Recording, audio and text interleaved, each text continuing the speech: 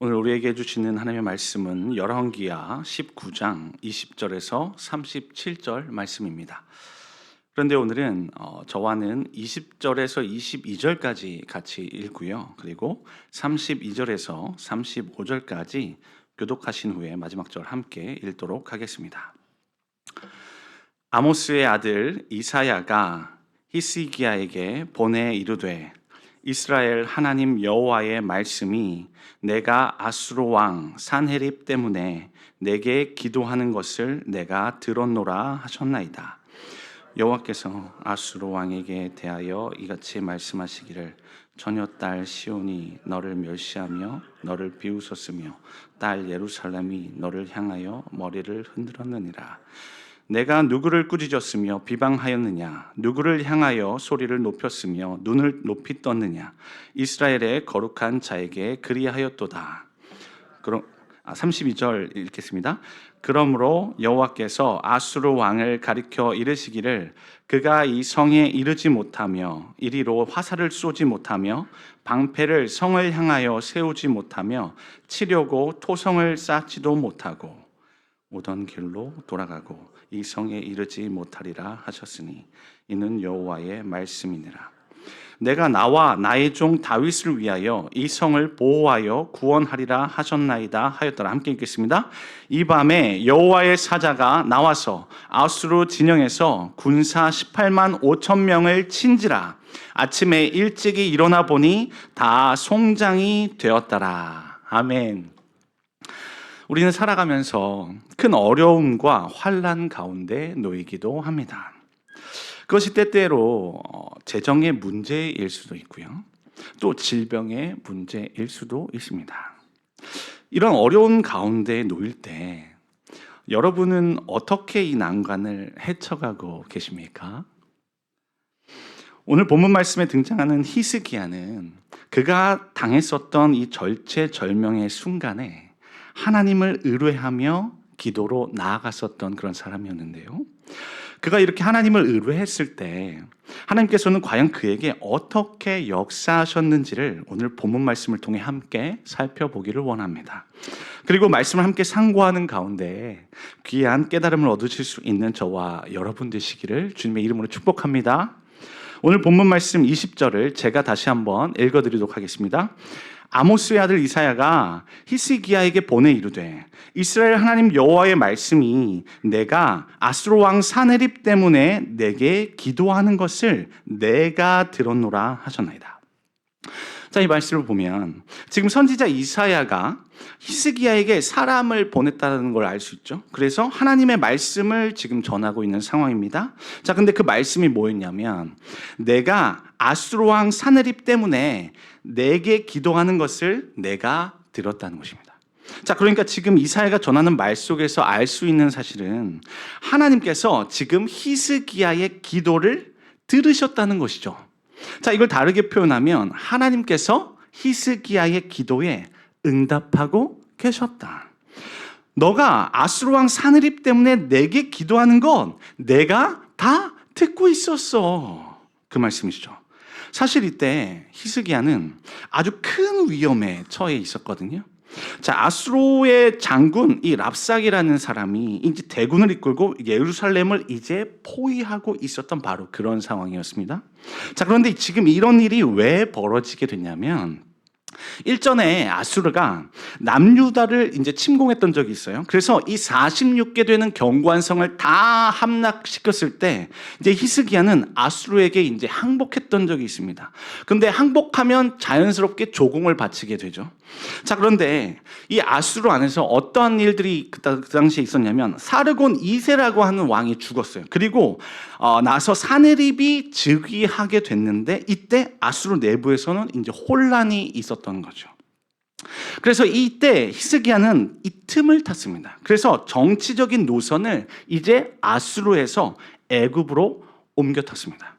자, 당시 병거라는 이 강력한 무기를 가진 애굽이었지 않습니까? 자, 그래서 이 막강한 군사력에 아마도 기대해 보려고 했었던 것 같아요.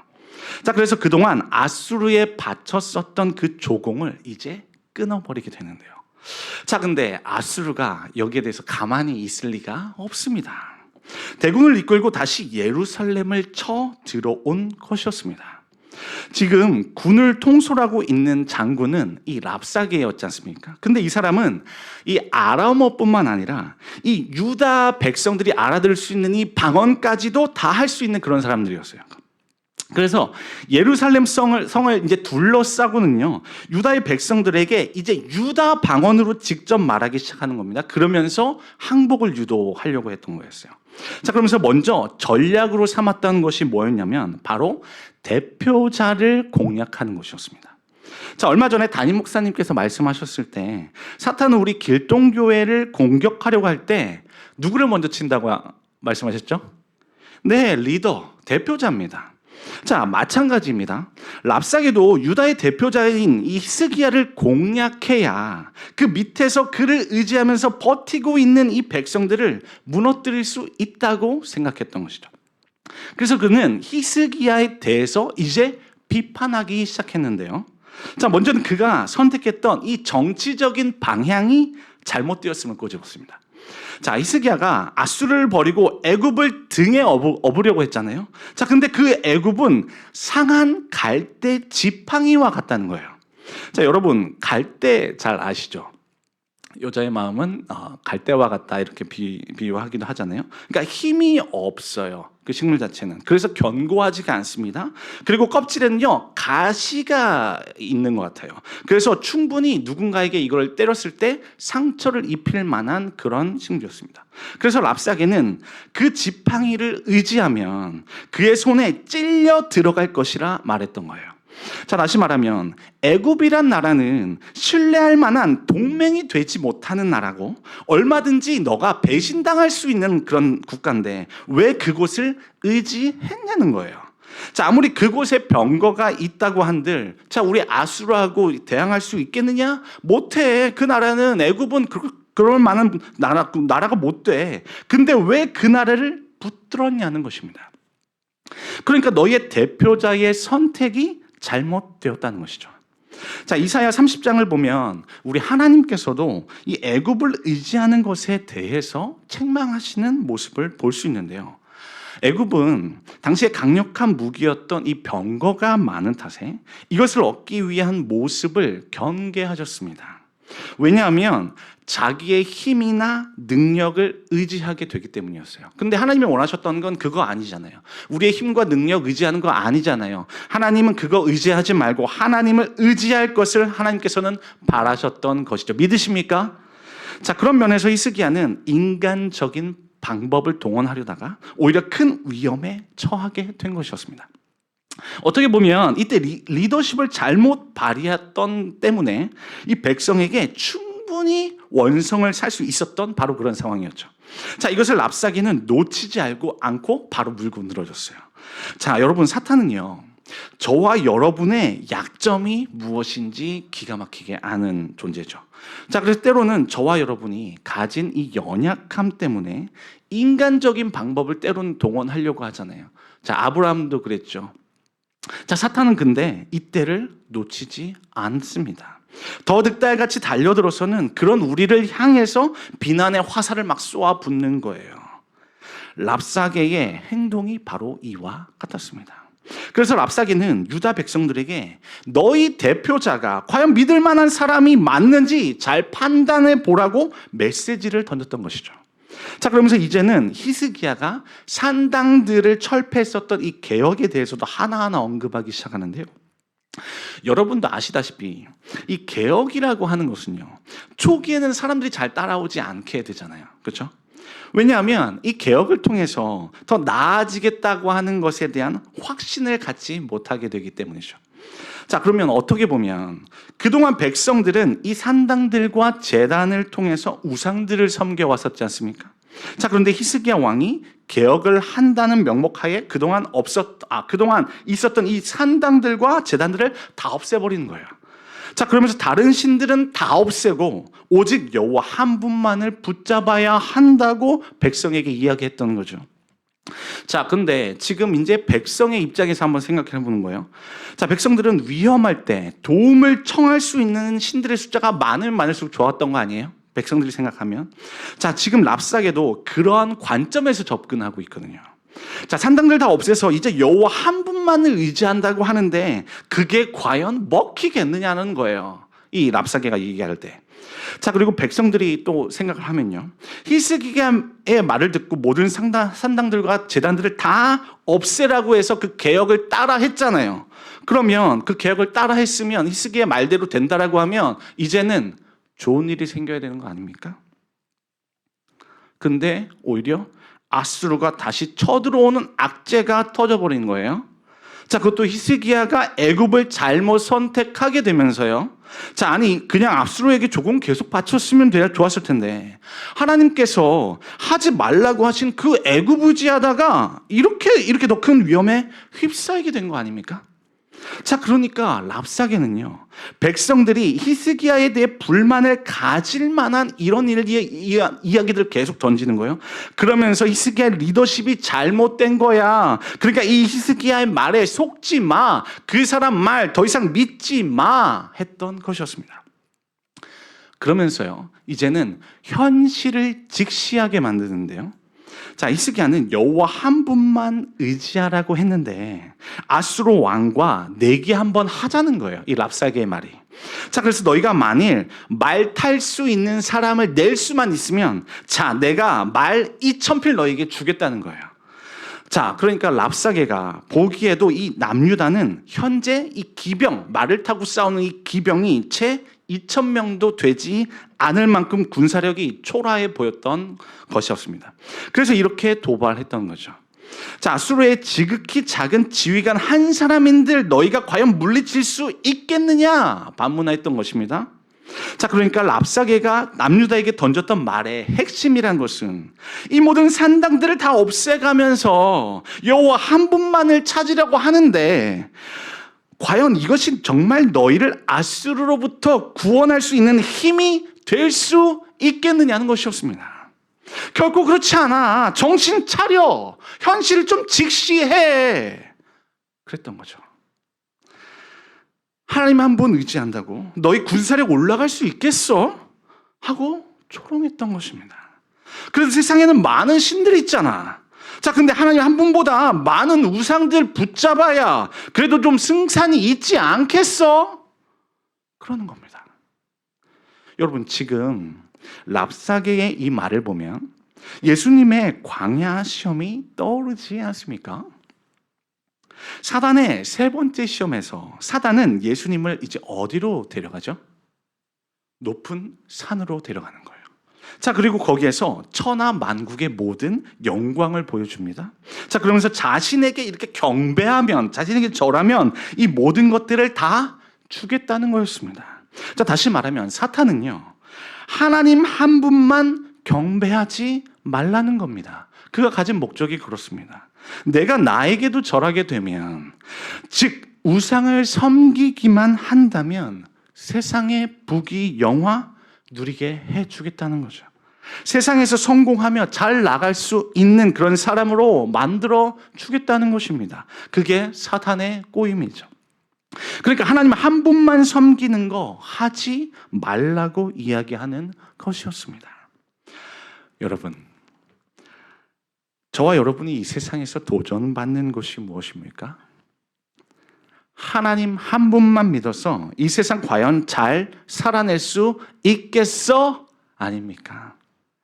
이 세상은 골리앗과도 같은 그 거인들이 살고 있는 만만치 않은 곳인데 너 하나님 한 분만 의지해서 과연 이 골리앗 같은 세상과 싸워서 이길 수 있겠어? 하며 도전해 오는 거죠. 이럴 때 저와 여러분은 어떻게 응대해야 합니까? 여기에 대해 사무엘상 17장 45절은 이렇게 말하는데요. 제가 읽어드리도록 하겠습니다. 너는 칼과 창과 단창으로 내게 나아오거니와 나는 만군의 여호와의 이름 곧 내가 모욕하는 이스라엘의 군대의 하나님의 이름으로 내게 나아가노라. 할렐루야. 다윗이 이때 가진 건 주머니에 오직 물맷돌 5개 뿐이었습니다. 그러나 오직 만군의 하나님 여호와의 이름을 의지하며 골리앗을 향해 전진했을 때 그 골리앗이 쓰러지는 역사를 맛보게 되는 것입니다. 믿으십니까? 다윗이 여호와 하나님 한 분을 의뢰하는 믿음으로 골리앗을 물리쳐 냈었던 것처럼 오늘 이 시대를 살아가고 있는 저와 여러분 또한 세상을 이길 힘은 오직 만군의 여호와의 이름밖에 없는 줄로 믿습니다. 이제 랍사게는요, 남유다의 백성들을 향해서 히스기야에게 속지 말라고, 그를 믿지 말라고 이야기했죠. 그러면서 이제는 그들을 회유하는 사탕 발림을 이어가는데요. 너희는 히스기야의 말을 듣지 말라. 아수르의 왕의 말씀이 너희는 내게 항복하고 내게로 나아오라. 그리하고 너희는 각각 그의 포도와 무화과를 먹고 또한 각각 자기의 우물의 물을 마시라 이야기합니다. 그러면서 너희가 만약 항복만 한다면 곡식과 포도주가 있는 그 지방으로 옮기게 해줄 거야. 그럽니다. 떡과 포도원이 있고 기름나는 감람과 꿀이 있는 땅이야. 너희가 여기에서 살고 절대 죽지 않을 거야 하고 말했습니다. 어떤 말입니까? 너희가 항복하면 너희를 선대해 줄 거야. 너희 현실 보면 아수르하고 절대 잽이 안 되잖아. 그러니까 이 현실 직시하고 그냥 항복해. 이런 말인 거죠. 다시 말하면 너희가 여호와를 의뢰한다는 것을 내려놓고 나에게로 오면 내가 너희에게 잘해 줄게. 사탄이 저와 여러분을 유혹할 때도 이렇지 않습니까? 너희가 예수 그리스도 믿는 거 그거 하나만 내려놔. 그럼 내가 너희에게 모든 것, 너희 우상 섬기는 것만 조금 해봐.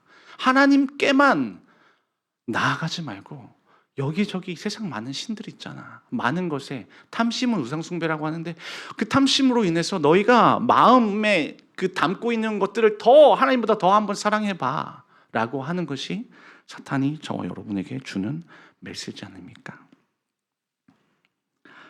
사탄이 저와 여러분을 어떻게 유혹하죠? 다른 거 다 해도 좋으니 하나님만 의뢰하는 거 이거 내려놓으라는 거잖아요. 그분 의뢰해도 살림살이 나아지는 거 없지 않느냐 그런 거잖아요. 그러면서 이제는 여호와 하나님을 대놓고 조롱하기 시작하는데요. 열왕기하 18장 33절에서 35절 말씀을 제가 읽어드리도록 하겠습니다. 민족의 신들 중에 어느 한 신이 그의 땅을 아수르 왕의 손에서 건진 자가 있느냐? 하맛과 아르밧의 신들이 어디 있으며 스발와임과 헤나와 야와의 신들이 어디 있느냐? 그들이 사마리아를 내 손에서 건졌느냐? 민족의 모든 신들 중에 누가 그의 땅을 내 손에서 건졌기에 여호와가 예루살렘을 내 손에서 건지겠느냐 하셨느니라. 이 말씀을 요약하면요, 세상 그 어느 신들도 아수르로부터 구원해낸 신은 없었다입니다. 그러니 여호와도 마찬가지로 결코 아수르로부터 남유다를 구원해낼 수 없게 될 것이다 말하는 겁니다. 자, 그러면 이제 이 유다의 백성들은요, 이 랍사에게의 말들을 처음부터 끝까지 들을 만한 것들은 다 들은 거예요. 회유책도 들었고요, 각종 협박도 다 들었어요. 현실 직시하는 것도 다 들었죠. 자, 근데 놀라운 것이 무엇인지 아십니까? 백성이요, 여기에 대해서 잠잠하고요, 한마디도 그에게 대답하지 않은 거예요. 아니, 지금 랍사게가 하는 이야기 중에 틀린 말이 있었습니까? 히스기야의 잘못된 선택과 리더십이 있었잖아요. 자, 그리고 현실적으로 보면 유다는 초라한 수준의 군사력밖에 되지 않잖아요. 그래서 지금 아수르와는 절대로 싸움조차 될 수 없는 그런 막막한 가운데 놓였었잖아요. 자, 그래서 이 랍사게의 이야기를 듣고 있으면 백성이 충분히 동요할 법도 한 상황이었거든요. 자, 그래, 히스기야가 잘못했네. 현실적으로 봐도 이렇게 버티는 건 너무 어리석은 일이지. 할 수 있었던 바로 그런 상황이었습니다. 여러분, 사무엘하 20장을 보면 다윗에게 반역했던 이 세바가 아벨의 이 한 성으로 도망갔을 때 요압은 그 성을 포위하고 이제 그 성을 헐려 했던 그런 이야기가 나옵니다. 자, 그때 한 지혜로운 여인이 나와서 요압과 이야기를 나누게 되죠. 자, 그러면서 이 여인은 이제 지혜를 발휘하는 거예요. 그래서 거기 있는 성 사람들과 다 상의를 해서 이 세바의 목만 이제 베어서 요압에게 전달해 줍니다. 그러면서 그 성을 지키게 되죠. 자, 지금도 어떻게 보면 그런 상황과 같은 겁니다. 만약 여기에서 백성이 랍사게의 말을 듣고 동요했다면요. 자, 히스기야 목을 내어주면서 항복하고 끝날 일이 될 수 있었던 그런 상황이었어요. 자, 그런데 백성이 전혀 여기에 동요하고 있지 않다는 겁니다. 왜입니까? 이 백성이 그래도 히스기야를 신뢰했다는 이야기입니다. 그래, 히스기야 왕이 정치적인 노선 잘못하면서 하나님 하지 말라는 거, 잘못된 길을 선택한 거 그거 맞아. 자, 그런데 그래도 하나님 한 분 바라보면서 나아가려고 하는 이 모습 보면 나는 왠지 신뢰가 되는데 그랬던 거죠. 그래서 이 백성들도 또한 히스기야가 의뢰하고 있었던 이 여호와 하나님을 똑같이 의뢰하고 있었던 것입니다. 여러분, 이렇게 히스기야와 백성들이 하나님을 의뢰하면서 하나님의 전능하심을 존중해 드릴 때 하나님께서는 이제 여기에 대해서 어떻게 반응하실까요? 열왕기야 19장 11절부터 13절을 보면요, 아수르가 이번에 다시 한번 이제 조롱을 하기 시작하는데 살아계신 하나님에 대해서 한 번 더 모욕하면서 그 어떤 신도 아수르로부터 구원해낼 수 없음을 말합니다. 자, 그러자 히스기야는요, 그들이 이렇게 보내온 편지를 가지고 직접 성전으로 올라가는 거예요. 그리고 그 편지를 여호와 앞에 이제 펴놓는 겁니다. 그리고 기도하기 시작하는데요. 열왕기야 19장 15절부터 19절의 말씀을 제가 읽어드리도록 하겠습니다. 그룹들 위에 계신 이스라엘 하나님 여호와여, 주는 천하 만국의 홀로 하나님이시라. 주께서 천지를 만드셨나이다. 여호와여, 귀를 기울여 들으소서. 여호와의 눈을 떠서 보시옵소서.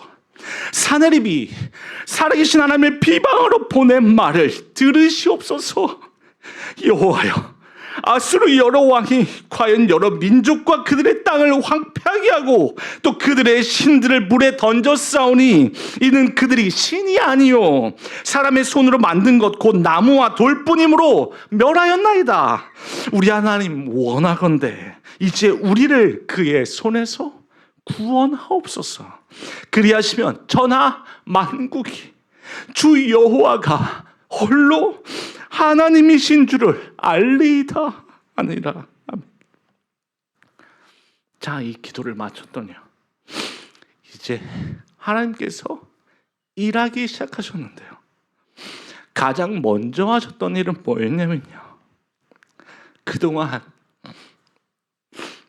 절망 가운데 힘들어했으면서도 끝까지 여호와 하나님을 의뢰했었던 이 히스기야를 먼저 다독이시는 거예요. 히스기야, 내가 아수르 왕 사내립 때문에 내게 기도하는 거 내가 다 듣고 있었어. 그러면서 하나님은요, 이제 아수르에 대해서 말씀하시기 시작하셨는데요, 아수르가 하나님을 비방했던 내용에 대해서 이제 비웃으시는 거예요. 조소하시는 겁니다. 처녀딸 시온이 너를 멸시하며 너를 비웃었으며 딸 예루살렘이 너를 향하여 머리를 흔들었느니라 말씀하셨습니다. 아무리 예루살렘이 보기에 초라하고 힘없는 딸과 같아 보여도 그 뒤에 누가 이 예루살렘을 지키고 있는지를 보라는 것이었습니다. 내가 누구를 꾸짖었으며 비방하였느냐?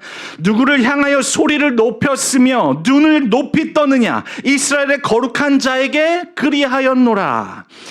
너는 지금 번지수를 잘못 찾은 건데, 너가 아무리 강하다고 해도 그 강함이 누구에게서 나왔는지를 너는 지금 모르는구나 그러시는 거죠.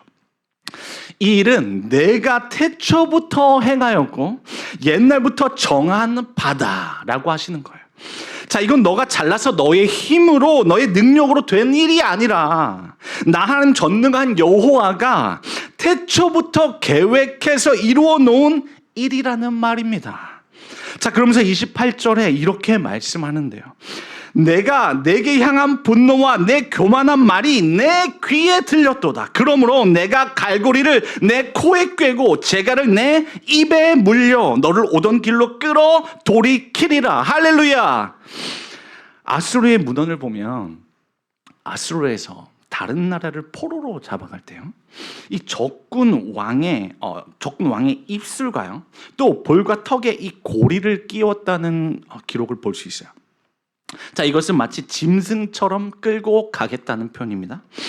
자, 이것은 승리와 용맹함을 표현하는 그런 방식이었는데요, 지금 하나님께서는 그동안 아수르가 해왔었던 방식 그대로의 이 방식을 비유로 들어서 너에게 적용시키겠다는 겁니다. 다른 나라의 왕들에게 했었던 이 굴욕적인 방법을 교만한 아수르 너가 겪게 될 것이라 말씀하고 있는 것이죠. 다시 말하면 아수르의 패배를 지금 이 시점에서 미리 선언하고 계신 것이었습니다. 그 이후에 하나님은 어떠한 일을 일으키십니까? 35절 말씀인데요, 이 밤에 여호와의 사자가 나와서 아수르 진영에서 군사 18만 5천 명을 친지라. 아침에 일찍이 일어나 보니 다 송장이 되었도다. 할렐루야. 하나님은 아수르의 군대가 예루살렘에 정말로 이르지도 못하게 하셨습니다. 그것은 간밤에 18만 5천 명의 생명을 취하셨기 때문인데요, 자고 일어나 봤더니 이 18만 5천 명이 일제히 죽어 있는 거예요. 자, 사내립이 봤을 때 이거 얼마나 황당했겠어요. 얼마나 벙쪘을 거예요. 자, 지금 말로 설명이 안 되는 일이 자기 눈앞에서 지금 벌어져 있는 거잖아요. 자, 그동안 의기양양해서 유다를 그렇게 비아냥거리면서 조롱해 오지 않았습니까? 자, 근데 하루 아침에 지금 전세가 역전되어 버린 거죠. 이 일로 인해서 아수르 왕 사네립의 이 얼굴은 얼마나 뜨뜻했을까요? 자, 본인이 이러저러한 말로 사신 하나님을 비방하는 말을 서슴없이 했지 않습니까? 이렇게 자신의 군인들을 단 하루 만에 18만 5천을 잃었다는 것은요, 체면을 완전히 구긴 것이었죠.